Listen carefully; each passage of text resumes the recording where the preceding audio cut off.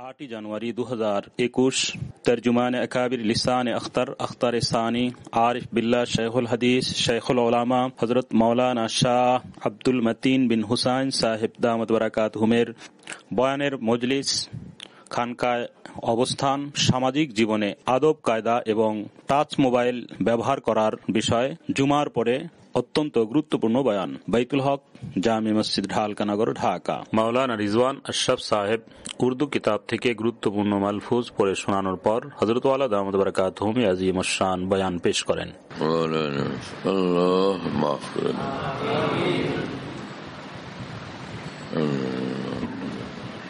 बिस्मिल्लाहिर रहमानिर रहीम। हकीमुल उम्मत मुजद्दिदुल मिल्लत हजरत मौलाना शाह अशरफ अली थानवी नव्वरल्लाहु मरकदहु मज़ामीन থেকে পড়তেছি तोहफतुल उलमा किताब থেকে। ज़्यादा मील जूल इसमें ये नुकसान है कि जितना वक्त इख्तिलात में सर्फ होता है उतनी देर ये शख्स बेकार रहता है, दीन का कोई काम उससे नहीं होता।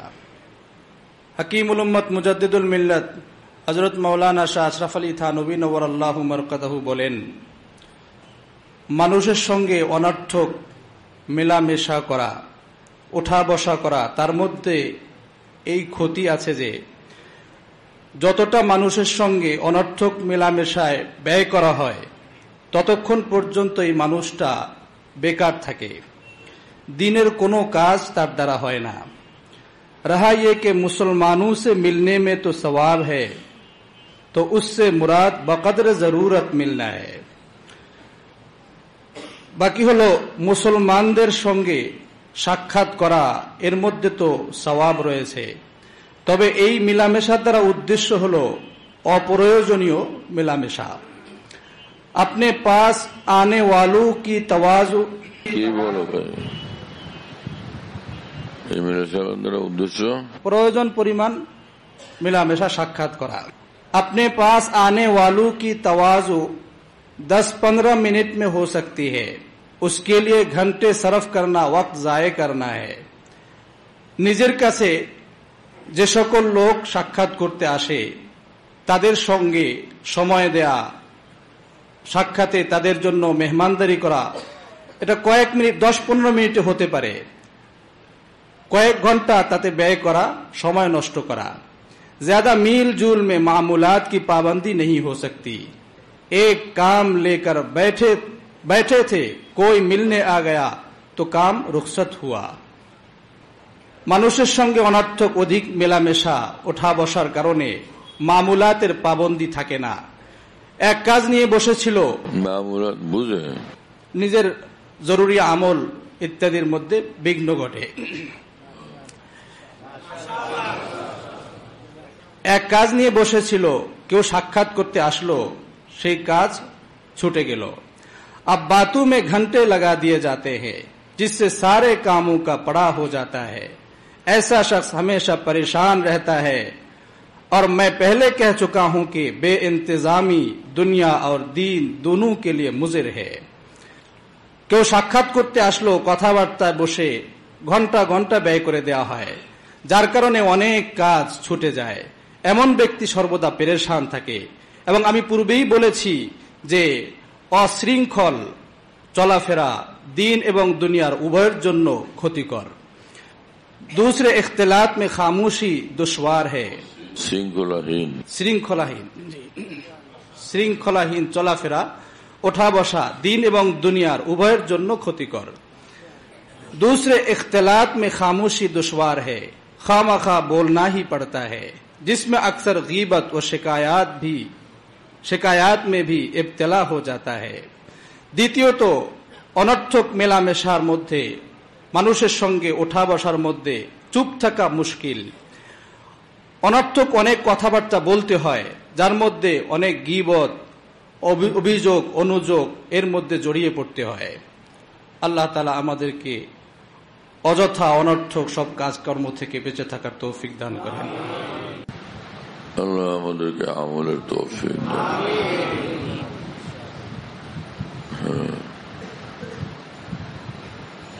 নিজের দ্বারা যে নেক আমল, নেক কাজ, নেক প্রোগ্রাম, নেক পরিকল্পনাগুলো হওয়া সম্ভব। সেগুলোর পথে যেটা অন্তরায়, তা থেকেও নিজে বাঁচা দরকার। গপসপ, অধিক আলাপচারিতা, যেটাকে বলা চলে এক ধরনের আড্ডা, তো এরকম আড্ডা দিতে থাকলে আসল কাজ ছিল যেটা বাড্ডা যাওয়া, সেটাই শেষ হয়ে যায়। আড্ডা দিতে গিয়ে বাড্ডার প্রোগ্রাম শেষ। অর্থাৎ যেটা আমার আসল কাজ, আসল আমল, সেটা ছুটে যায়। আল্লাহ আমাদেরকে নিজের জিন্দেগির সময়গুলোর কদর করার তৌফিক দান করেন। এখানে খেয়াল করার বিষয় যে না আমার সময় নষ্ট হয়, না আমার কারণে আরেকজনের মূল্যবান সময় নষ্ট হয়, খেয়াল করার চাই। যেমন এখানে মজলিস হলো মাশাআল্লাহ, তো নামাজের আগে আলহামদুলিল্লাহ দিনই কথাবার্তা হলো, নামাজ হলো, নামাজের পরে সে আবার এখানে মজলিস হলো, দীর্ঘ মজলিস। এরপরে এখন এর পরের পর্ব হলো খানা দানা। ওখানে গেলাম, খানকায় যে নিজের রুমে গেলাম, খাওয়া দাওয়া করবো। ওখানে ওই সময় লোকজন সাক্ষাৎ করতে যায়।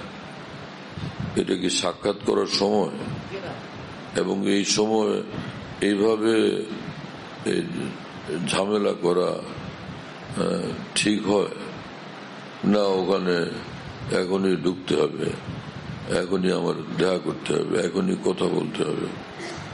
আবার এটা করতে না পারলে যে দেখা করতে পারলাম না, দেখা করার সময় তো এটা না। এখন তো এত লম্বা সময়ের পরে একটা এমন বিরতি যেটা খাওয়া দাওয়ার জন্য। তুমি নিজে মুজাহাদা করে না খায়া থাকতে পারলে তোমার ব্যাপার সেটা, কিন্তু আরেকজনকেও খাইতে দিবা না, সেটা কি তরিকা?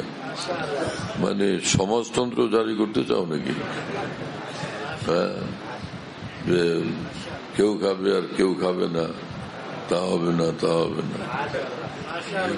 যে স্বাধীনতার পূর্বে এরা খুব স্লোগান দিত যে রাস্তায় রাস্তায়, তখন ধুম আন্দোলন চলতো, মিটিং মিছিল হইতো। তো এই সমাজতন্ত্রীরা তখন স্লোগান দিত, দেখছিলাম যে কেউ খাবে আর কেউ খাবে না। আরেক গ্রুপ জোরে চিৎকার দিয়ে বলতো তা হবে না, তা হবে না। তুমিও খাইবে না, আরেকজনও খাইতে দিবা না, সেটা কি? খানা খাওয়া হলো, তো খাওয়ার পরে তো একটু আরাম করা চাই। আর কেউ খানা খাওয়ার পরে চায়ে অভ্যস্ত, ওখানে খানা খাইয়েই দস্তরখান উঠা দেখলে আবার ভিড়। বিনা পারমিশনে কারো রুমে প্রবেশ সই কিভাবে? হ্যাঁ, কোরআন শরীফে তো আল্লাহ পাক বলছেন যে যদি কারো ঘরে প্রবেশ করতে যাও তাহলে সে অনুমতি প্রার্থনা করো যে সেখানে আমি আসতে পারি কিনা। কিন্তু কোনো পারমিশন নাই, পারমিশন ছাড়াই জোর জবরদস্তি ভিতরে ঢুকতে থাকা। কি বসে থাকবো এখানে? ভাই এখন বসে থাকা, যার কাছে বসতে যাইতেছ তিনি এতে খুশিও হবেন না কষ্ট পাবেন, এতে তাকে আরাম দেওয়া হবে না কষ্ট দেওয়া হবে, তো সেটাও তো খেয়াল করা চাই। হ্যাঁ, আর যদি কারো বায়াত হওয়ার ইচ্ছা হয় তো এইখানেই মজলিসের শেষে বায়াত দিতে পারে, আগেই বলতে পারে যে ভাই আমরা বায়াত হব, হয়ে গেল। আর যদি বাকি রয়ে গেছে তো সে ওখানে খানকায় যে সাথীরা পুরানা থাকেন, মাওলানা রফিক সাহেব আরো যারা আছেন, কাউকে জিম্মাদার কাউকে বলল যে আমাকে বায়াতের ব্যবস্থা করে দেন। তো সেটা জানায় দিলে আসরের নামাজের পরে এটা হইতে পারে। সেই জন্য ওখানে গিয়ে হুড়মুড় করে আবার ভিতরে ঢোকার কি ফায়দা? ওখানে গিয়ে আরেকটা মজলিসের ঘোষণা দেওয়া আছে। এগুলো আদাবে মুআশারাতের খেলা। বেহেশত আজা কে আজারে নবাসুদ, কাসেরা বা কাসে কারে নবাসুদ। একজন আরেকজনকে কষ্ট না দিলে একটা শান্তিময় বেহেশতি পরিবেশ পয়দা হয়। কাউকে কষ্ট না দেওয়া চাই, পরেশান না করা চাই, ডিস্টার্ব না করা চাই। এমনি তো আমরা খুব হাদিস শরীফ পড়ি, আল মুসলিম মান সালিম আল মুসলিমুন মিন লিসানি ওয়া ইয়াদি। মুসলিম সে যার হাত এবং জবানের অত্যাচার থেকে অন্যেরা নিরাপদ। তো আমার কোন আচরণ দ্বারা আরেকজনে নির্যাতিত হোক আর কারো কষ্ট হোক, সেটা তো মুসলিমের কাজ না, অর্থাৎ সেটা ইসলামী আমল না, ইসলাম বিরোধী কাজ। তাহলে এত লম্বা দিনী মজলিস ইত্যাদি এগুলো দেখার পরে শেখার পরে ইসলামী জিন্দেগি শিখলাম কই? আরেকজনকে কষ্ট দেওয়া শিখলাম, আরেকজনকে কষ্ট দেওয়াই শিখলাম। এটা তো ঠিক না, এটা ইসলামী তরিকা না, ইসলামী জিন্দেগির বিরোধী। নামাজ ইবাদত, জিকির ইবাদত, তেলাওয়াত ইবাদত, হজ উমরার এবং রোজা ইবাদত, নিজের সুন্দর আখলাক চরিত্র বানানো সেটা ইবাদত। তো এর সঙ্গে এটাও জরুরি, হোসনে মুআশারাত, সকলের সঙ্গে উঠবো বসবো থাকবো চলবো ফিরবো এইভাবে যে আল্লাহ রসুলের খুশি ওয়ালা আচরণ হয়, সেটা যেটার সারমর্ম হলো যে আমার দ্বারা কারো কষ্ট না হয়, কারো হক নষ্ট না হয়, কারো পেরেশানি না হয়, কারো ক্ষতি না হয়, কারো অপমান না হয়, অসম্মান না হয়, সেটা খেয়াল রাখা।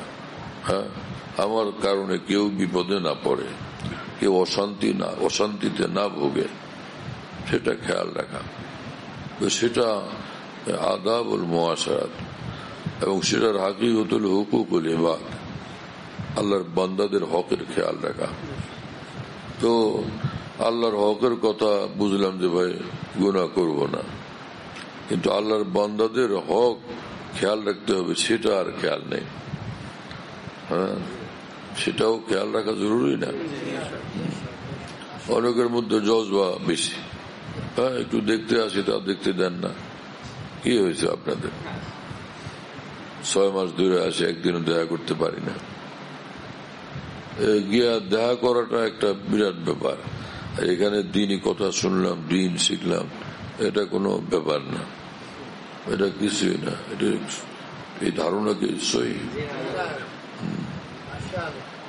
আর যদি দেখা সাক্ষাৎ করতেই হয় যে ফেস টু ফেস হতে চাই, অর্থাৎ মুখোমুখি হতে চাই, তার জন্য মাঝে মধ্যে কোন এরকম পদ্ধতি অনুসরণ করা যায় যে এক সাইড থেকে সাথীরা আসতে থাকলেন, একের পর এক সামনে হয়ে মুসাফা করতে থাকা, তো এই এক সুরত হইতে পারে। কিন্তু বর্তমান সময়ে তো এই মাস্ক এখানে লাগায় একটু ঘোরা হয়। আল্লাহর মেহরবানিতে চোখের উপরও মাস্ক লাগায়নি, খালি মুখের উপর দেয়। এখন ওই যারা এই বিশেষজ্ঞ তারা বলে যে কান দিয়েও ঢুকে, নাক দিয়ে ঢুকে, তো কান দিয়েও ঢুকে। তখন সেদিন কিছু লোক আলোচনা করতেছিল মুখের উপর, তোর মুখ দিয়ে ঢুকে, তো মুখে মাস্ক লাগাইছে, নাকের কি করবো? আবার কানের কি করবো? ওই দিকের মাস্কের কি হবে? মানে পেরেশানি প্রকাশ করতেছিল যে সেটা রোধ করবো কিভাবে। নেই, আল্লাহ আমাদের হেফাজত করে। এবং সারা বিশ্বের সব মুসলমানকে হেফাজত করেন। এই বালা এবং সব একটা কঠিন বালা মহামারী আল্লাহ পাক দুনিয়া থেকে উঠায় নিয়ে যান আর আমাদেরকে ইসলাম এবং হেদায়েত নসিব করে দেন। আশ্চর্য, মানে এমন সব কাজ করে দিনদার লোকেরা, যেগুলো থেকে আশ্চর্য লাগে যে এরা আলেম হয়েছে, দাওরা পাস করছে, এমন মাদ্রাসার পড়াইতেছেন, হুজুর হয়েছেন, কিন্তু সে দিন বুঝেন নাই। জিজ্ঞেস করলে বলে যে আপনি কি করেন? বলে আমি লেখাপড়া করি, এলমে দিন শিখি বা অমুক মাদ্রাসায় অমুক জামাতে পড়ি, এটা না, লেখাপড়া করি। লেখাপড়া? হ্যাঁ ভাই, লেখাপড়াই করো। দিন শেখা এক জিনিস, লেখাপড়া করা ওইটার মধ্যেই আছে। হ্যাঁ ভাই, খাইতে বসলে ছায়া থাকে একদম আরেকজনের প্লেটের দিকে, যিনি খাইতেছেন মুখের দিকে তাকায় থাকে, খাওয়ার সময় তার হাতের দিকে তাকায় থাকে। এটা বহুতই বদতাহজিবি, ভীষণ কঠিন অসামাজিক কাণ্ড। কারো খাওয়ার দিকে তাকায় থাকা, খাওয়ার সময় তার মুখের দিকে তাকায় থাকা, এটা অসামাজিক আচরণ, অনাকাঙ্ক্ষিত আচরণ এবং বড় বিদ্ঘুটে আচরণ। এর থেকে তওবা করা চাই, নিজেকে মুক্ত এবং পবিত্র করা চাই এই ধরনের নিচু কর্মকাণ্ড থেকে। দিনদার লোকেরা দেখি এই সকল কাজ করে। একজনে খাইতেছে, ওখানে গিয়ে দল বাঁধে বসে থাকে। আরেকজনের খাওয়ার পাশে কেন বসে থাকা? সে তো পেরেশান হয়। এবং আল্লাহ রসুল সাল্লাল্লাহু আলাইহি ওয়াসাল্লাম বলছেন, আলাইন হাকুন, নজর লাগার বিষয়টা এইরকম করেন কেন? ওইখান থেকে এই পর্যন্ত পড়েছেন। হ্যাঁ, এটার সঙ্গে ধাক্কা লাগলে তো বিপদ হইত। যারা এরকম অভ্যস্ত যে নড়ে চড়ে আর আইসা মাইকের স্ট্যান্ডের সঙ্গে এরকম ধাক্কা লাগার মেজাজ, তাদের আগে পিছনে বসা উচিত, দূরে থাকা উচিত। সারা দেশেই পেরেশানি। কথা বলতে বসলে একটু পরে একজনের একদম উপর হয়ে ফের সোজা হয়। কি অভ্যাস এটা কে জানে? কেন উপর হয়, কেন আবার সোজা হয়? শুধু একটা অভ্যাস। অনেকে খালি নাক ডলতে থাকে, একটু পর নাকের দুই ছিদ্রে আঙ্গুল ঢুকাইতে থাকে। কেউ আবার দাড়ির ভিতরে আঙ্গুল দিয়ে, দুই আঙ্গুল দিয়ে এই ঠেলাঠেলি করতে থাকে, খোঁচাখুচি করতে থাকে। আজীব পেরেশানি।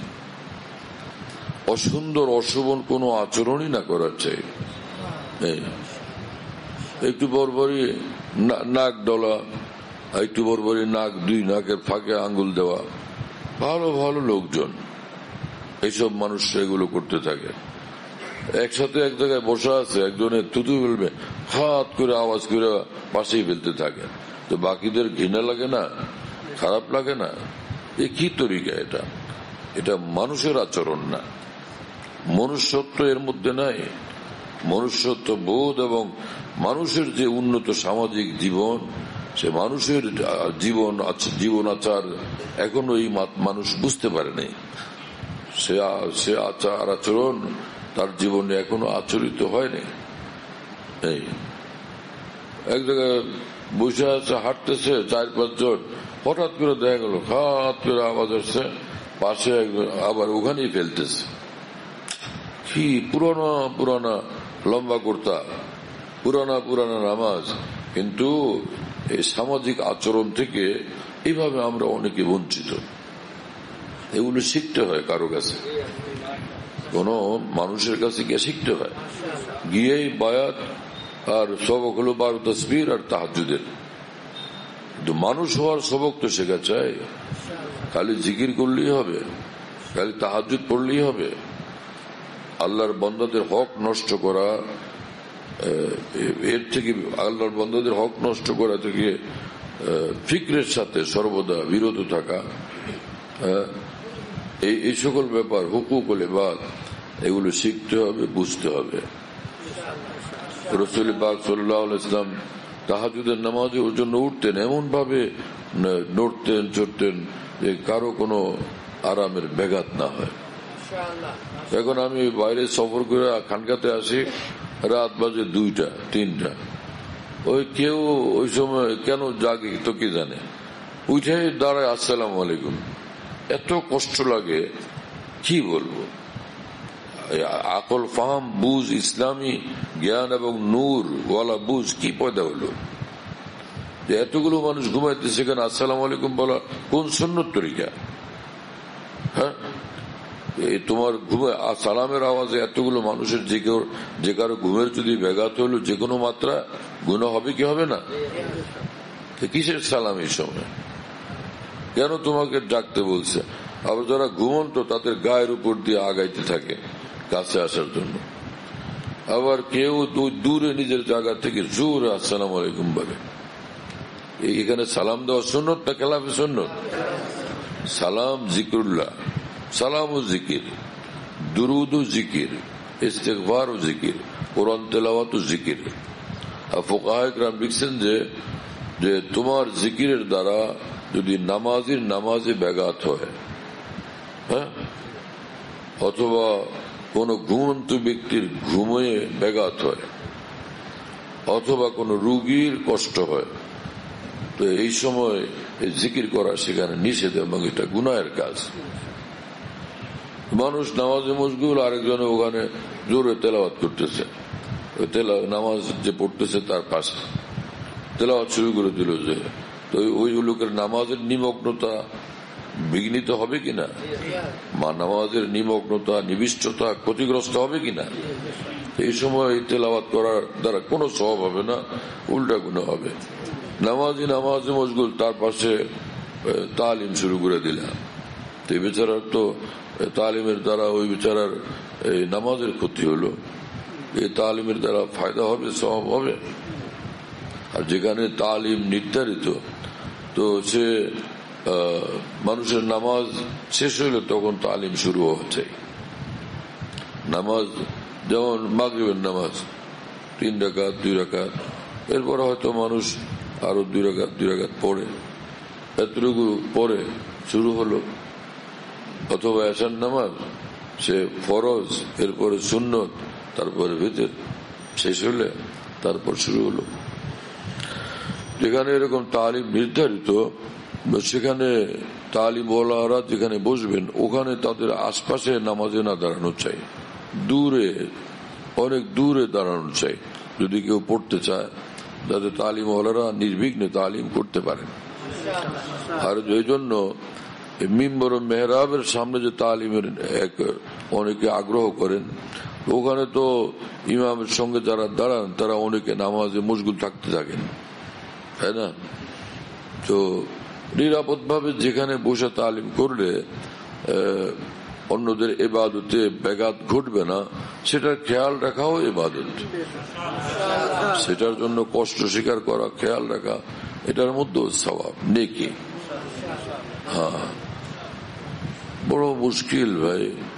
ওয়াজ শোনার লোক আছে, কবিতা শোনার লোক আছে, আশার এবং সুর শোনার লোক আছে, দিনের জন্য বয়ান বক্তৃতা করার লোক আছে, কিন্তু পুরোটা জীবনের সবকিছুকে আল্লাহর সন্তুষ্টি শরীয়ত সুন্নত মোতাবেক বানানো, সাজানো, এর জন্য ফিকির রাখা, এরকম লোক কম, একদমই কম। সাধারণ মানুষের কথা কি বলবেন? যারা কোরআন সুন্নাহর ইলম শিখেন এবং মানুষ যাদেরকে আলেম মনে করে, এইরকম লোকদের মধ্যে সবকিছু মিলে একদম পুরা দিন শরীয়ত মোতাবেক চলা, এরকম লোকের সংখ্যা একদম কম, একেবারেই কম। কথা বুঝতেছেন ভাইরা?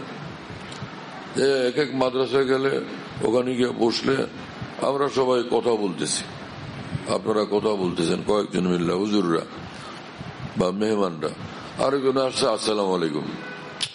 যে লোক মশগুল, ব্যস্ত, মশগুল লোককে, কর্মব্যস্ত লোককে, কর্মলিপ্ত লোককে সালাম করা তো সুন্নতের খেলা।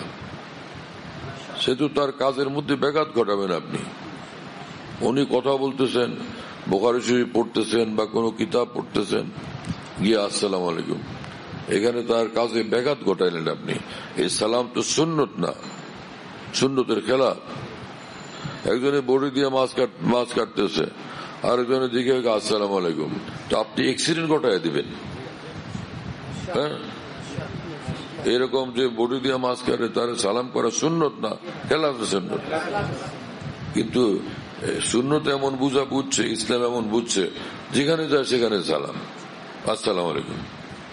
আমি যখন লালবাগ মাদ্রাসায় পড়ি, ওখানে বরিশাল থেকে এক মৌলানা সাহেব আসছেন, পুরানা ঘনিষ্ঠ পরিচিত, খুব মহব্বতের লোক। বিশাল লম্বা পেশাবখানা, একদম উত্তরে দক্ষিণে লম্বা পেশাবখানা মাদ্রাসার বিল্ডিং এর পিছনে। তো ওখানে পেশাব করে অনেক ভিড় মানুষের, সরকারি এবং পাইকারি পেশাবখানা এরকম থাকে জায়গায় জায়গায়।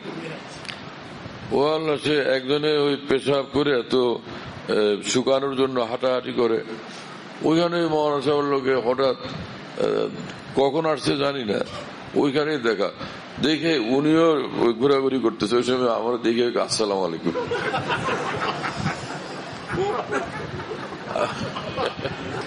আমি একদম হতভম্ব হয়ে গেছি যে এইখানে আসসালামু আলাইকুম কি অর্থ, তাও এইরকম বিশেষ হালতে, একদম মানে পূর্ণাঙ্গ রেডি অবস্থায়। এটা কোন সিস্টেম হলো? এটাও কি সালাম?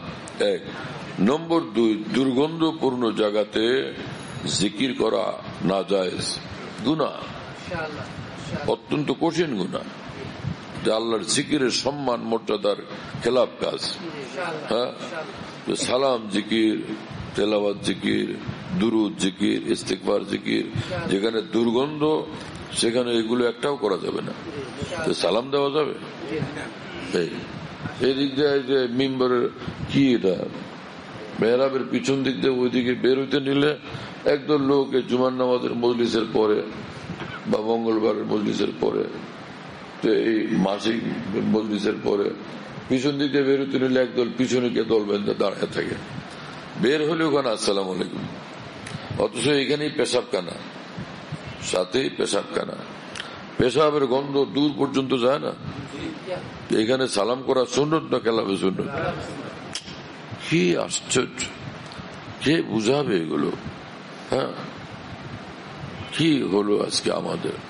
খালি কিতাব পড়া, খালি কিতাব পড়া, খালি কিতাব পড়ানো, খালি কিতাব পড়ানো, কিন্তু দিন শিখবো, দিন শিখবো, দিন শিখবো, দিন মোতাবেক চলবো, দিন মোতাবেক আমল করবো, হ্যাঁ, সুন্নত মোতাবেক আমল করবো, আল্লাহর হক খেয়াল রাখবো এবং আল্লাহর বান্দাদের হক খেয়াল রাখবো, না আল্লাহর হক আমার দ্বারা নষ্ট হয়, না কোনো বান্দার হক, কোনো মাখলুকের হক আমার দ্বারা নষ্ট হয়, সেদিকে খেয়াল রাখবো।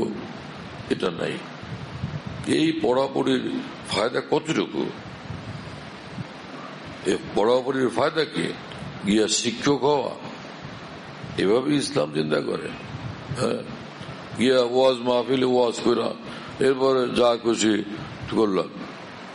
ওয়াজা কি হাফেজ সিরাজি বলেন রহমাতুল্লাহ তাআলা, ওয়াজা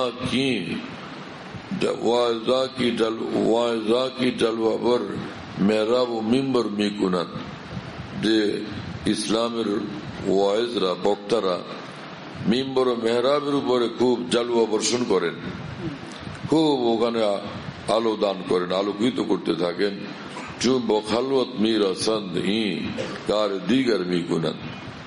যখন তারা এখান থেকে আলাদা হয়ে যান, তো তাদের নির্জন জীবন সেটা অন্ধকারে আচ্ছন্ন।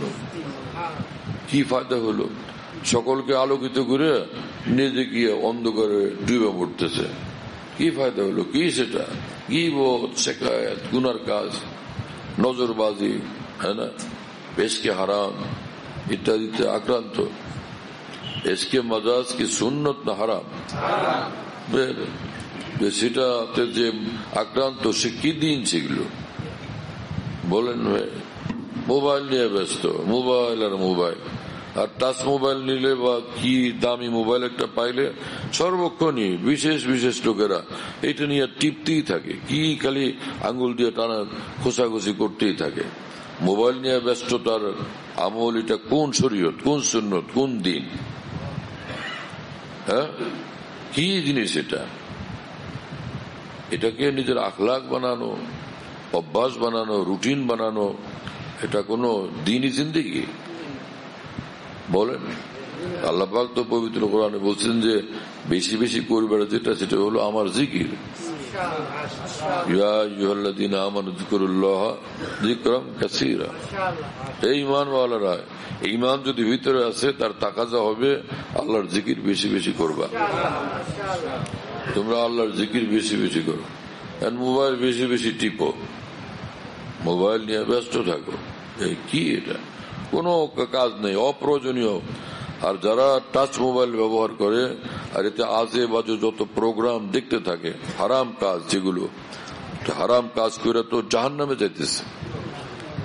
হ্যাঁ, ওলামায়ে কেরাম, বিশিষ্ট মুফতিয়ানে কেরাম বলছেন যে যারা টাচ মোবাইল ব্যবহার করে নিজেকে গুনাহ থেকে বাঁচাইতে পারে না, তাদের জন্য টাচ মোবাইল করা জায়েজই নেই। তুমি বাটন মোবাইল ব্যবহার করো, মোবাইলের দ্বারা যাতে জরুরত পুরা হয়ে যায়। মোবাইলের ভিতরে তামাম দুনিয়াতে ঘুরতে থাকে, জায়েজ দুনিয়াতে ঘুরে, আবার হারাম দুনিয়াতেও ঘুরে। হারামের মধ্যে যতক্ষণ লিপ্ত থাকে তো আখিরাত বরবাদ হইতে থাকে কিনা, অন্তর কালো হইতে থাকে কিনা, অন্তরের দাগ কালিমা পড়তে থাকে কিনা। বাচ্চাদেরকে টাচ মোবাইল কিনে দেওয়া হয়, ঘরে মহিলারা অনেকে টাচ মোবাইলের জন্য খুব অস্থির, বাচ্চারা অস্থির দিলে সেখানে অনেকেই সেখানে সেটার অসৎ ব্যবহার করে, সৎ ব্যবহার করে না। ছোট বাচ্চাদের হাতে টাচ মোবাইল কিভাবে দেওয়া চাই? কত নষ্টামের মধ্যে তারা আক্রান্ত হয়ে যায়। ছোট্ট বাচ্চাদেরকে পেয়ার করে, এটা পেয়ার করার তরিকা, এটা আদর করা হলো, এটা তাকে ধ্বংস করা হলো, তার আখলাক ধ্বংস করা হলো, তার জীবনকে ধ্বংস করা হলো। সেই কবিরা গুনাহে লিপ্ত হচ্ছে এই মানুষরা, যারা ছোট বাচ্চাদের হাতে টাচ মোবাইল তুলে দিতেছে। বলেন, এত অদূরদর্শিতা মানুষের মধ্যে কেন হবে, কিভাবে হবে? মুমিন তো, ঈমানওয়ালা তো ভীষণ দূরদর্শী মানুষ হয়, সেইখান থেকে হাসরের মাঠ পর্যন্ত দেখে, এতটা দূরদর্শী হয়। অথচ নিজের 3 হাত দূরে দেখারও তৌফিক হয় না, অথচ খুব একজন আমরা বড় জ্ঞানী মানুষ। জ্ঞানী লোক যে হয়, জ্ঞানের আলো তাকে জান্নাতের পথ দেখায়, জাহান্নামের আগুন নিভানোর পথ দেখায় সর্বক্ষণ। এনে যে কোনো রুটিন থাকে, ঈমানি জিন্দেগির কোন রুটিন নির্ধারিত, এরকম যে রুটিন, যে আনুষ্ঠানিকতা অমুক অমুক টাইমে, আনুষ্ঠানিক ইবাদত যেগুলো নির্ধারিত, সেই রুটিন ঠিক আছে। কিন্তু ঈমানি জীবন এমন যে 24 ঘন্টাই ঈমানি জীবনের রুটিন অব্যাহত, এই রুটিন মৌত পর্যন্ত। আল্লাহ পাক বলছেন যে তোমার মহান প্রতিপালকের বন্দেগীতে, আনুগত্যে লিপ্ত থাকো, মশগুল থাকো, মগ্ন থাকো, ব্যস্ত থাকো মৃত্যু আসা পর্যন্ত। এটা কিছুক্ষণের জন্য কিভাবে হলো? এখানে এক হোটেল ছিল, কিছুক্ষণ খাও ফের যাও, হোটেল কিছুক্ষণ। তো মুমিনের আমল কি এরকম কিছুক্ষণ না সর্বক্ষণ? ওখানে কিছুক্ষণ, এখানে কিন্তু সর্বক্ষণ, সর্বক্ষণ। কি ওটা রফিক? সারাক্ষণ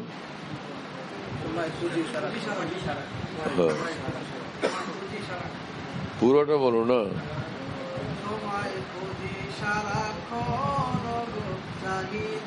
হ্যাঁ,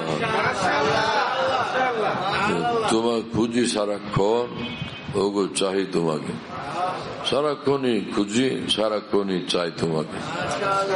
তো সিনেমা হলে গিয়া খুঁজে আল্লাহকে, আর তার মোবাইলের এই সকল বাজে ফাংশনে গিয়া খুঁজতে হয় আল্লাহকে।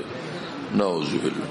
কুদৃষ্টির মধ্যে খোঁজে মানুষ আল্লাহকে, অবৈধ প্রেম ভালোবাসার মধ্যে খোঁজে আল্লাহকে। একজন আরেকজনকে না দেখলে থাকতে পারে না। দুই ছেলে এরকম এইভাবে থাকতে না পারার অস্থিরতা তৈরি হওয়া, এটাই দলিল যে এই সম্পর্ক হারাম। কথা বুঝেন নাই? ছেলেরা এরকম হারাম সম্পর্কে লিপ্ত হয়, মেয়েরা আপোষে এই ধরনের হারাম সম্পর্কে লিপ্ত হয়, অথবা ছেলেরা মেয়েরা আপোষে এরকম হারাম সম্পর্কে লিপ্ত হয়। এটা বহুত ক্ষতিকর। আল্লাহ তাআলা ভীষণ নারাজ হন। আল্লাহ পাক তো চান যে এরকম এতটা অস্থিরতা বলা মহব্বত এটা আমাকে দাও, এত বেশি অস্থির থাকবে আমার জন্য। আল্লাহ তাআলার হক এটা। আল্লাহর হক আরেকজনকে দিয়ে বসে আছে, কোন সুন্দর চেহারার জন্য খালি পাগল।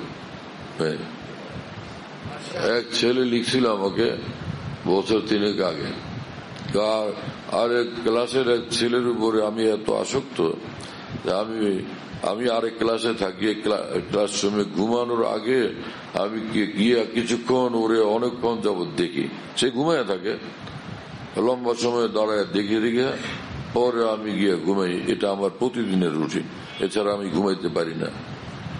তো ওখানে যে হাইটে গেল এটা হারাম, এবং ওখানে যতক্ষণ দাঁড়ায় থাকলো সেটা হারাম, আর যতক্ষণ দেখতে থাকলো সেটা হারাম, এবং প্রতিটি মুহূর্তে তার উপর আল্লাহ লানত নাজিল হইতে থাকে যতক্ষণ সে দেখে। রাসূল সাল্লাল্লাহু আলাইহি ওয়াসাল্লাম বলছেন, ভিন্ন কোন ছেলের সুশ্রী মুখ, আকর্ষণীয় চেহারা, যার প্রতি হারাম কামনার সঙ্গে দেখতে ইচ্ছা করে, তো এইরকম দৃষ্টিপাত আল্লাহ রসুলের দৃষ্টিতে হারাম, নাজায়েজ, কঠিন গুনাহ, লানতের কাজ। লানতের কাজ করব নাকি রহমত পাওয়ার কাজ করব?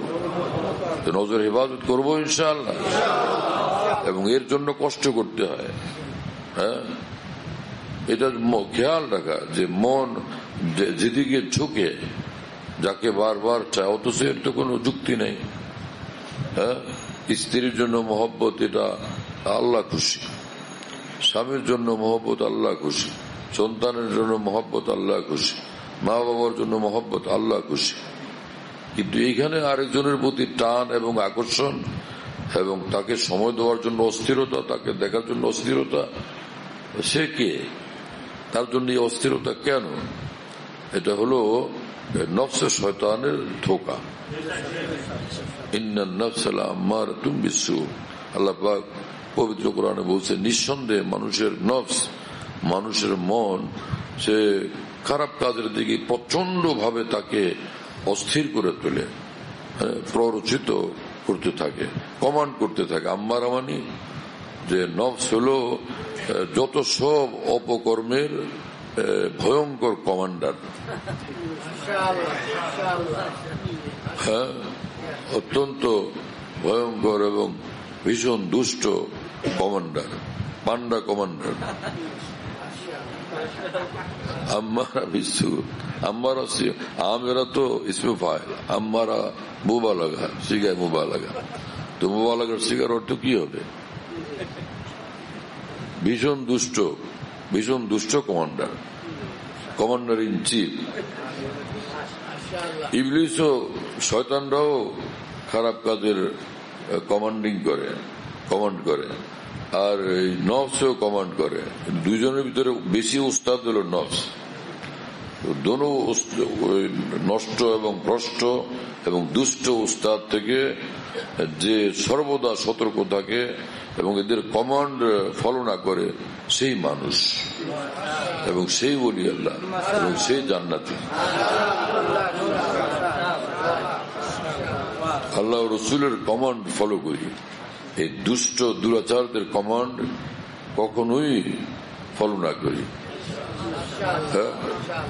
যেখানে গোপনে চুপচাপ এরকম পাপের প্রোগ্রাম বাস্তবায়নের সুযোগ আছে, তো সেখানে আল্লাহ পাক সতর্ক করছেন, আমি কিন্তু দেখি, আমি দেখি। ইন্নাল্লাহ বাসীরুম বিল ইবাদ, সর্বহালে আল্লাহর নজরের সীমার মধ্যে থাকে বান্দা, আল্লাহর দৃষ্টির সীমার মধ্যে থাকে বান্দা।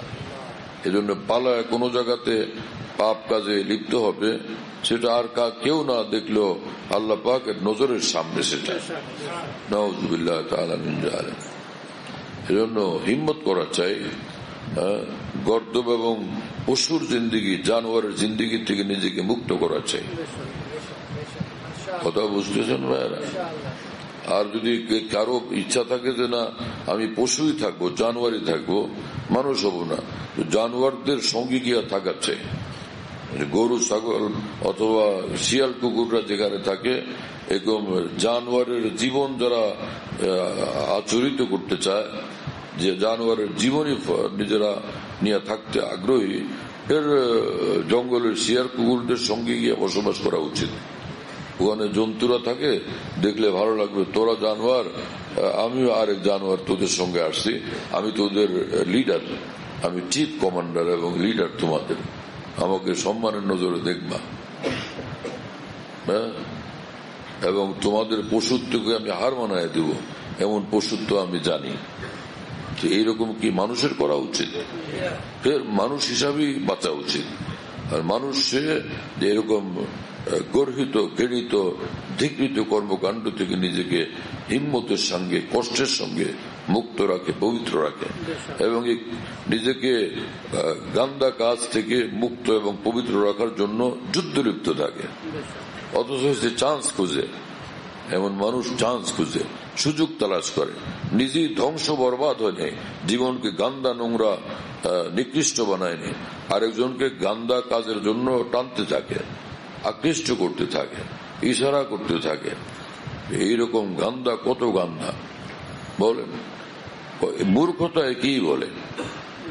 এই মানুষ শিক্ষিত হলো, সে শিক্ষিত না, দুনিয়া জানে শিক্ষিত সে, কিন্তু আসলে সে জঘন্য মূর্খ, গণ্ড মূর্খের চেয়েও বড় মূর্খ সে।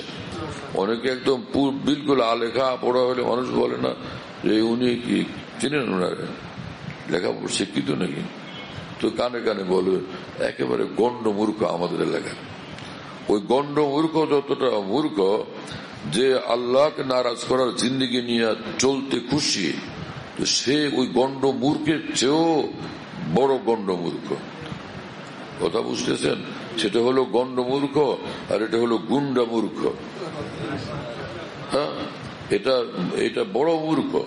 আসল মূর্খ তাকে বলে যে আল্লাহকে চিনে না, জানে না, আল্লাহকে মানে না, আল্লাহকে রাজি খুশি রাখে না, সে হলো আসল মূর্খ। হ্যাঁ, কোরআন শরীফ আল্লাহ পাক বলছেন আফালা ইয়াকিলুন, ওদের এত বলি বুঝায়, ওদের আকল নাই, বুঝ জ্ঞান নাই। হ্যাঁ, এবং বালহুম কওমুন ইয়াজহালুন, এরা সব মূর্খের দল। আসলে এরা মূর্খের দল, আল্লাহর কথা মানে না, নবীর কথা মানে না, এগুলি সব মূর্খের দল। হ্যাঁ, কথা বুঝতেছেন ভাইয়েরা?